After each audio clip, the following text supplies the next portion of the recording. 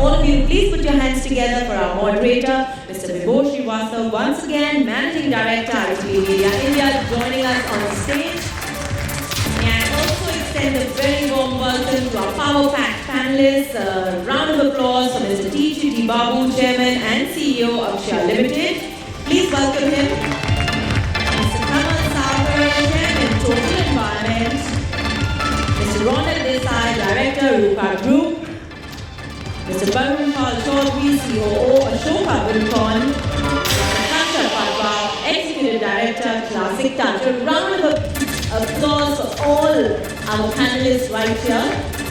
Hello ladies and gentlemen, once again a very warm welcome. They put me on this one and I think I'm just going to take another 30 minutes because this is an awards evening. I really don't want to delay, and the lady behind says you have exactly 30 minutes. I don't know how much justice will I do, but I'm puri koshish karunga. And you know, the world has changed, as rightly my colleague Nidhi said.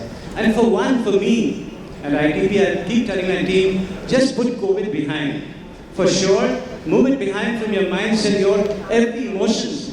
And that's what you're testifying, ladies and gentlemen, tonight. Give yourself a huge round of applause for yourself. That you've been here, I can see only the sea of heads. And that's very, very encouraging. But Jayashree behind stage, the editor, lovely editor, I don't know, in the shivering ground, she said we must do a discussion here. And I think the topic is absolutely relevant. And the gentleman on my left, Varun, and Mr. Kamal Sagar, Chitti Babu, who has been one of the pioneers to help us, and the young gentleman, Ronald, and of course, Sir, that have been supporting us. So let me just go straight to Mr. Kamal Sagar. So you've built a reputation for luxury customized homes. Word is that luxury housing has remained largely insulated from the slowdown because the market is driven by end users at the top of the pyramid. How far is this true? I think there's a misunderstanding of this whole luxury thing.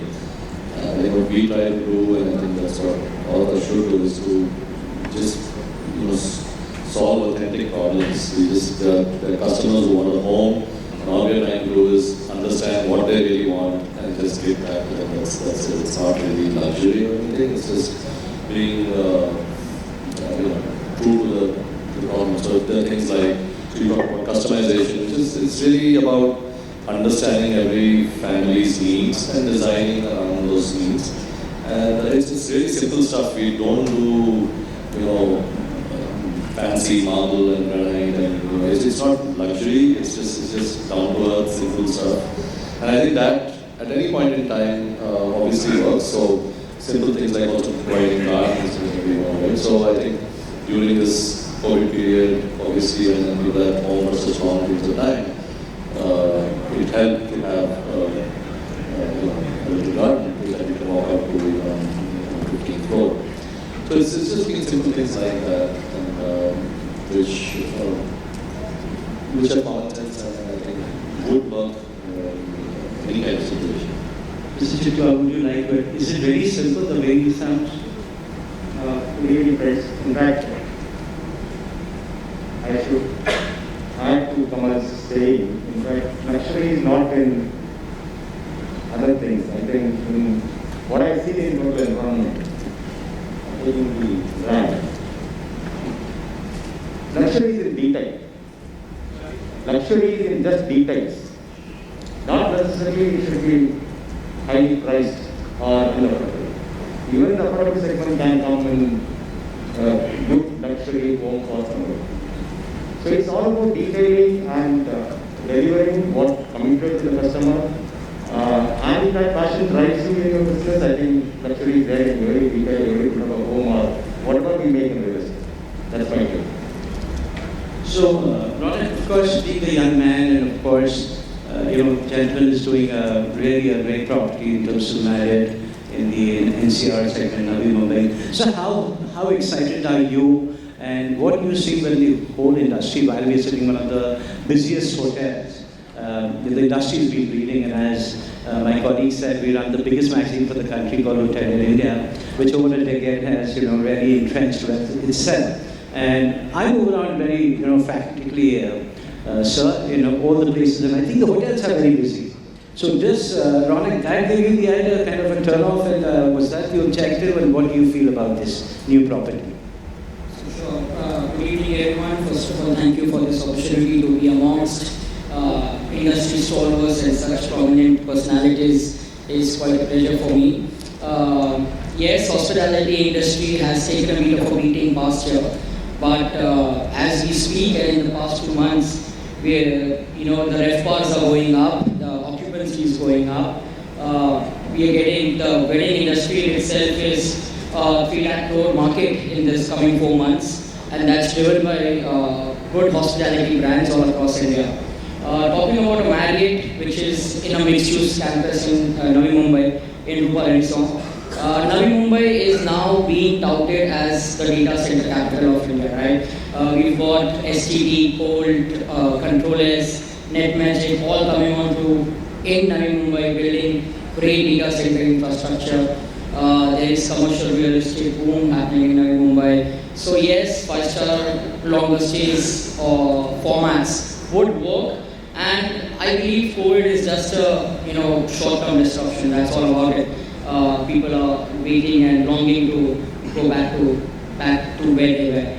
I think that's a very positive sign, Ronak, and COVID is just a matter of time. I think we would all like to leave it behind. And when you say this Marriott, what flag is this of Marriott that you're doing? This is a Marriott executive apartments and suites. So with the IKEA coming in Navi Mumbai, with the new airport coming in, we are envisaging a lot of longer stays. There have been sign-ups from Everstone in Yonder, which is building a 10-acre data center camp. So there will be expats traveling in. There's a lot of inflow of private equity. So longer formats. I believe hospitality any format would work, but longer format is the next because they want safe living practices. So that's the format which we have gone forward with, but it's going to come back to normal. Excellent. I think I wish you all the very best, and I think Navi Mumbai most certainly needs somebody like an address of a Marriott. Barun, as people, he's been a very long haul in terms of DNB, and he's done some exceptional work. And people, he's been pastly associated with Shapoorji, now Ashok Dalton, and I've walked in and observed him very closely, very fine, very passionate individual. What crosses your mind, Barun, since you are an architect as well, and the world around, in terms of construction, the parlance and the lingo and the understanding is a lot different when you come to as an architect. So when you wear 2 caps, what happens? How aggressive you become to my architect. I see very lot of architects friends here, and Alan is sitting in that corner, and Mr. Shashi Prabhu, and I'm going to come to them as well to make sure that we have some interaction. So Barun, just wanted to understand, since you've been an architect, but you moved to construction, I think the audience would definitely look to understand what is that is most enamoring. Is it the construction or is the architecture? And how well are you doing it? I think one of the important questions that you have asked, architecture and construction, I have seen when I was an architect, practicing architect, whatever you used to design and whatever else used to be constructed, totally different. So that is the point which pushed me to understand construction and move into construction. From construction, I wanted to deliver the dream of the architecture. Architects always come up with a dream, and that is to be delivered. So today, probably last 10-15 years with Shapoorji and with Ashok Dalton, what I'm trying to do is bridge that gap. How do we bridge that gap is the question. So 3 important elements apart from design is time, cost, and quality. That is what if we can maintain with the design is what is the end product looks like. So what we have done is we have been ensuring that the design, if we first take on to a technology, if the technology has been decided, I think the design is then to a technology. Otherwise, once you design and then go into a technology, then you can not marry them. So what I insist with my clients is, let's decide on the timeline of the project, technology of the project, and then with the technology, let's do a reverse engineering to arrive at a decision so that we can take the best advantage of the technology that we have decided to do. So that makes us deliver the right design with the right technology, on the right time, at the right cost. So that's a simple mantra that as an architect into the construction field, I think I have been pursuing for last more than a decade. And that has given us some very wonderful results. And during the COVID, one more thing we have learned is how the construction industry has been very resource-oriented, labor-oriented, and the design and the discussion at the boardroom to translate through site was very difficult.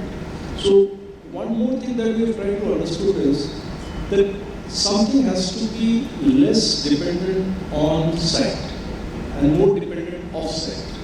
So all our efforts are now how to make sure that through various technologies we make the production or we make the construction of site with robotics and any other technology that we can do, or the technologies that we are working on, we deliver the product as per the design requirement. And if I have answered to those questions. Partly, yes. I don't know. Has he answered? I think he looks to be a very sweetheart with everybody. So making the world of construction architects seamlessly blend. But we will labor on you in a while. Aaron was smiling. I'll come with Aaron to you in a while to have a tough one to the panel as well. But let me just get Mr. Patwai.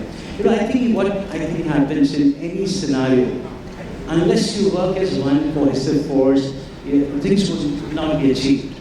I mean, while these fine gentlemen are running their own big organizations, but you are doing incredible work at GM as well.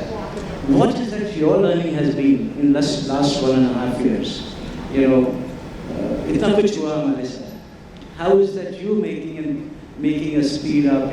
He said technology, right? Everything. How has it been life at your end in terms of private companies, solutions to them, making sure that you're meeting the timelines, making sure your technology is really relevant, and making sure that you're really right at the cost. Because I know this man on the cost as well.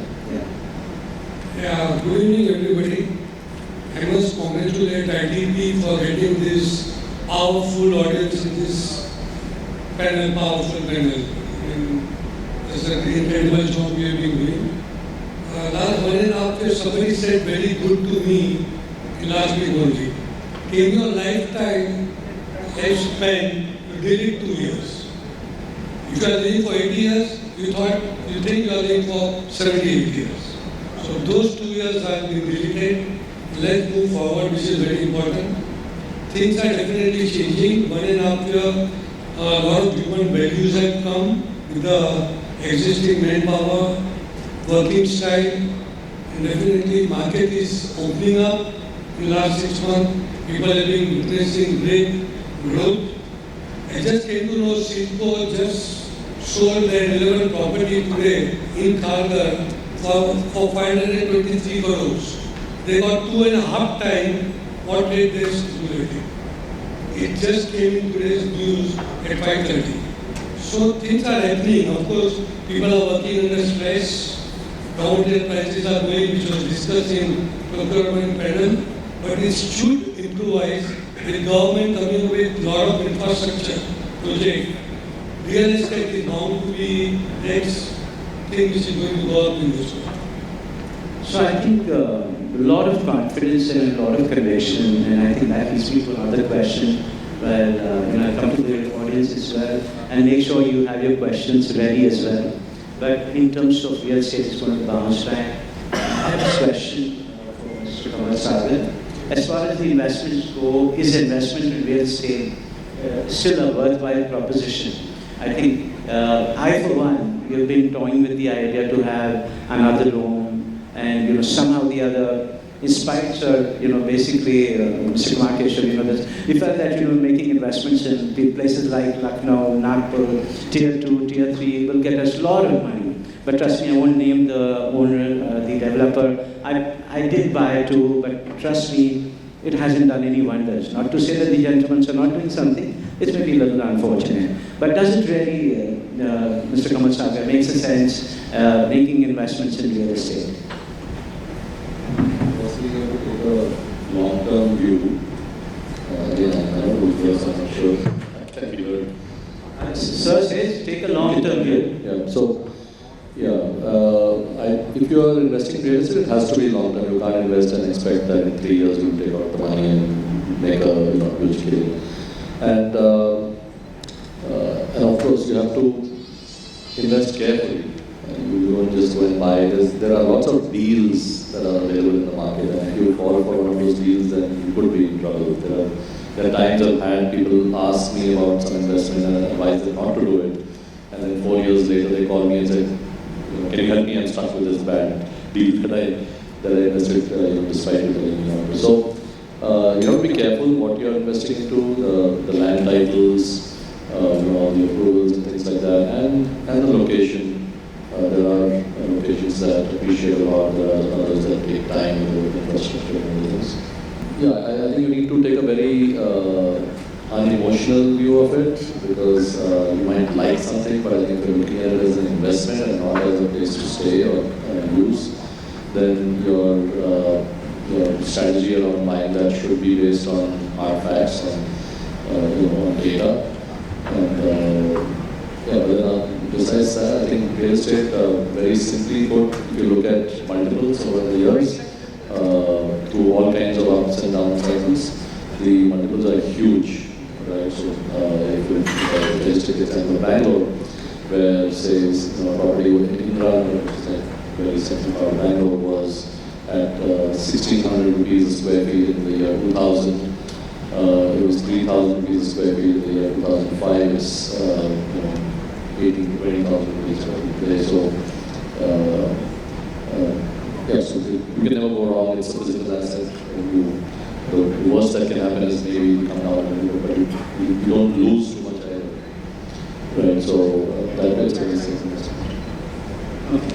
So I think one has to do due diligence and of course have the basic hygiene, but let's take what Ronald's view on that in terms of investment. Is real estate really the option?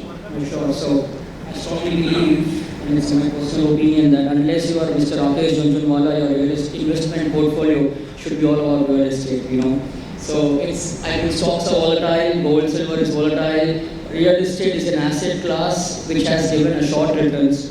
In terms of affordability, we've got REITs coming into India. I mean, that's a unit at $300-$350, a unit to become a small fractional owner of a big commercial real estate asset. Brookfield has done 99% rent take-ups all throughout the pandemic. MSC is doing well. REITs have given 8% return. And also residential, of course, like Sir said, we need to have a long-term view on the residential. There has been fractional investment opportunities in warehousing and logistics as well. So, I mean, in my personal opinion, there is no other asset class who will be able to give you a better return than real estate.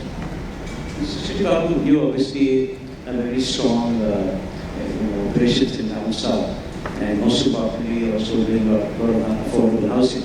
But since things have changed and people are looking at larger spaces, what kind of adjustments are you now making in your own portfolio? I think it's actually ask for more. People when choosing a home, they are actually looking for a larger size. That's generally felt across. It's not only in South. I think people looking at 800 are looking at 1,000, 1,000 is looking at 1,300, 1,300 is down to 1,500, 1,500 is looking at 1,800, and that's the story across. Maybe because the necessity of a home is felt, and it is not used only for the purpose of home for the stay, and also it's largely used for working from home too.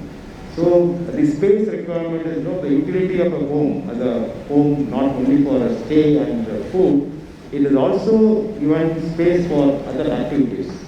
A child at a home has to be online because space, undisturbed space. A guy or both working is definitely because undisturbed space while they are at home and working.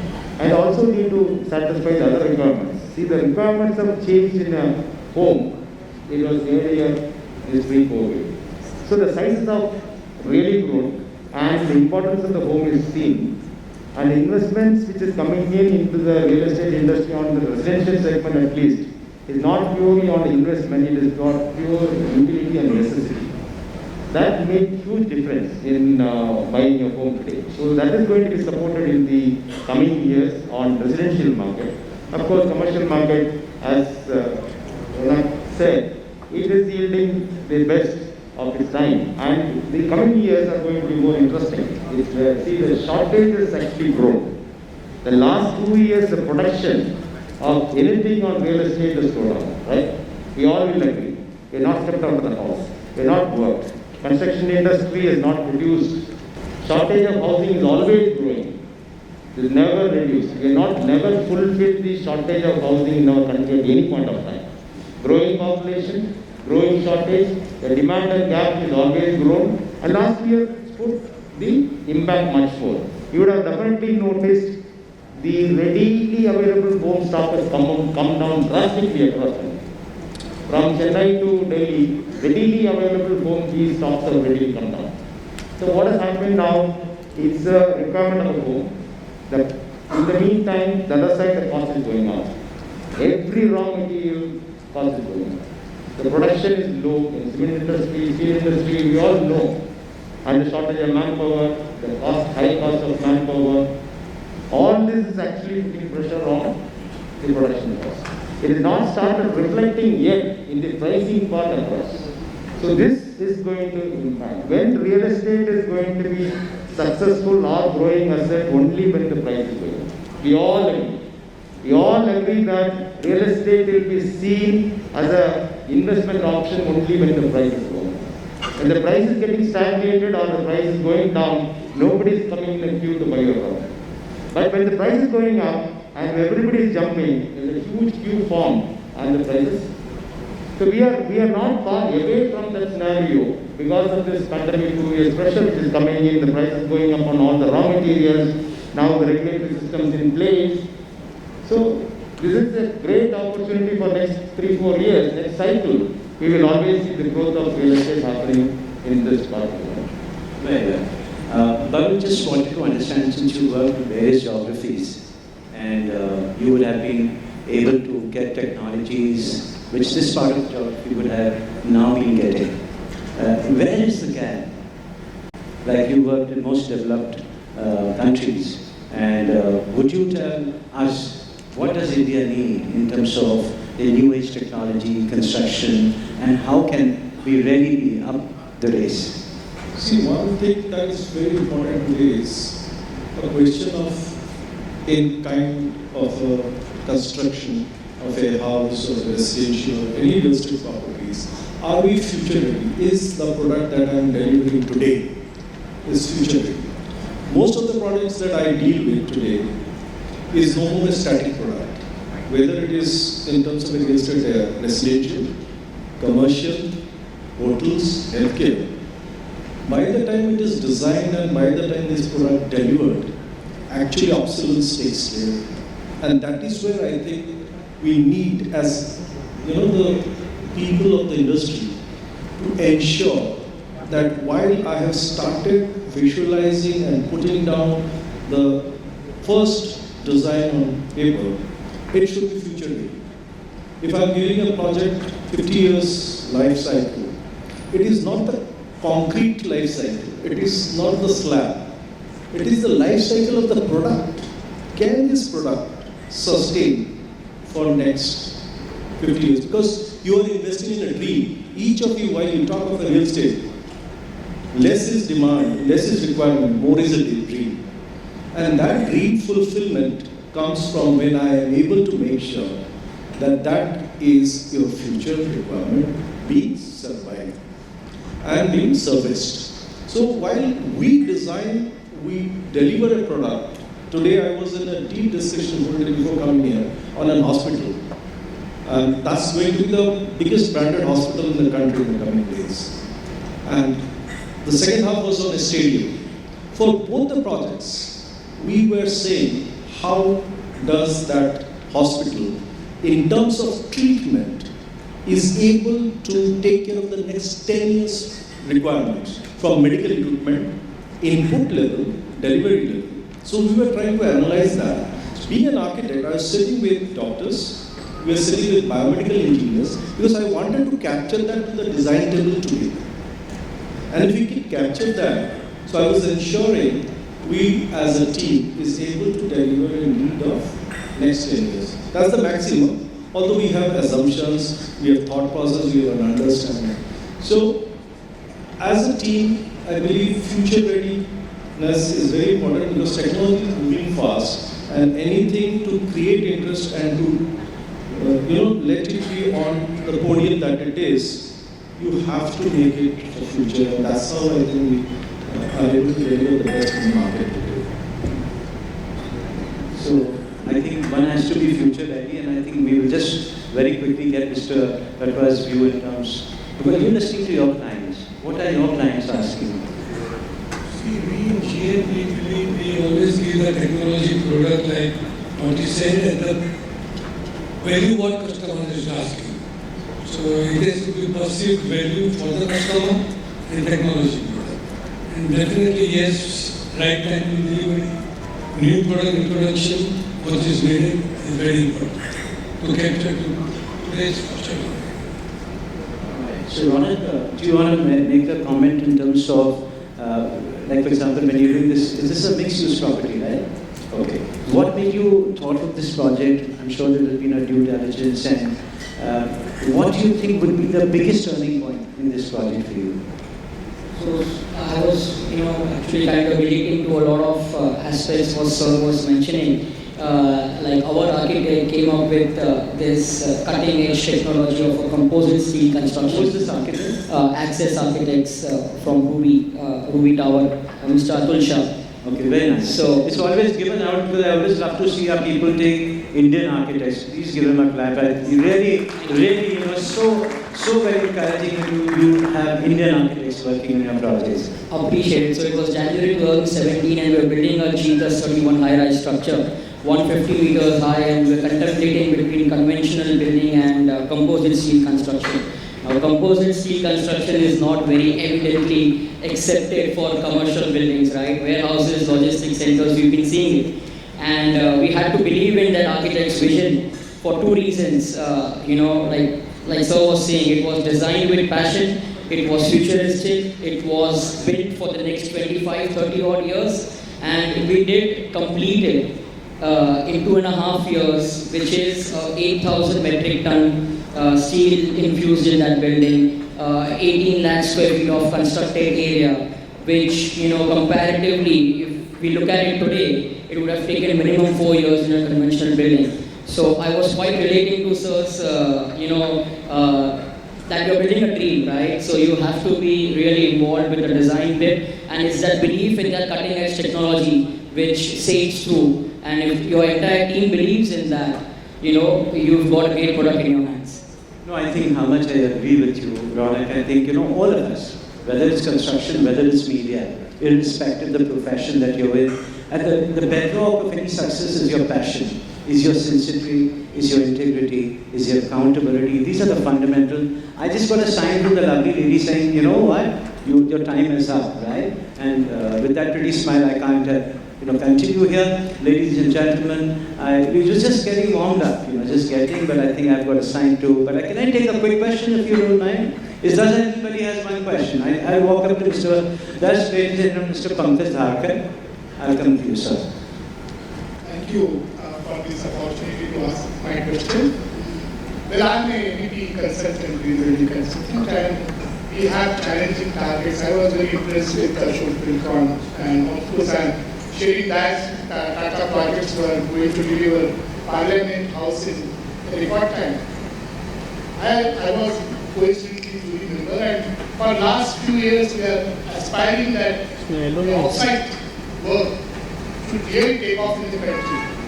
I just heard him, and a lot of us have started using him and doing a lot of rapid work for last 5 years, 7 years. It is translating. But I don't see the real investment happening on offsite MEP services which can complement fast-track projects. I just want to understand from this industry leader, where are we heading? I'm not seeing any investment happening, I'm not seeing any complement. All that beam work, all that work which designers, architects are doing are not getting real impact if offsite work doesn't happen with them. So where are we there? That's a very nice one. No, very nice, Mr. Clark. I think Barun is almost ready to answer that. I think it's a wonderful question. I keep saying today, 40% of a building, as I said, is the services. And that is where, if we do not concentrate, we lose out on the delivery of the building. The moment we talk about offsite cannot be for civil, but offsite is actually the toughest job, because in offsite there is nothing called rework possible. So once in factory we are there to manufacture it, it may be any technology, it may be HGS, it may be precast, it may be any of the technologies which are offsite today. I think the biggest challenge is to ensure that entire services designing is incorporated with GFC and shop drawings into the architectural inputs, and then we sign off on the production. Because this is only area where sign off on production is required. On site, I believe none of us really sign off on production. We only sign off on the port card for concrete. But in off-site, we sign off for production where I take the MEP signatures and I make sure that MEP forms an integral part of the system, because then it is only, on-site is just putting it together and you are there to go. I'm looking forward for factories having to create this offsite work. We signed our first MOU for one such technology that we will be bringing into India from the European market. Right now, we can discuss later on. Mr. Harun, you have a mic next to you. Mr. Harun from Rustamji. Yeah, Sir, good evening everyone. Just continuing to Mr. Dargar's question and your answer. So this, my belief is, of course, we are in the process of getting the farm terms and making this offsite construction and factories and this. But prior to that, we can have the baby steps. Because there is a because I am from the NEP background, and always NEP is the shopper, is a showstopper. Your fall ceiling cannot be closed until I finish my work.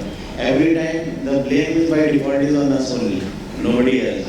So we are already prepared for that. But for that, I have experience in Dubai and in Muscat airport. We started the off-site fabrication, not to the factory level, even in the residential sector, which are the typical natures, suppose firefighting systems. So this sample growth is completed. Instead of doing everything threading and on-site, at site some portions can be given. Because we are running short of time, I will not take much time.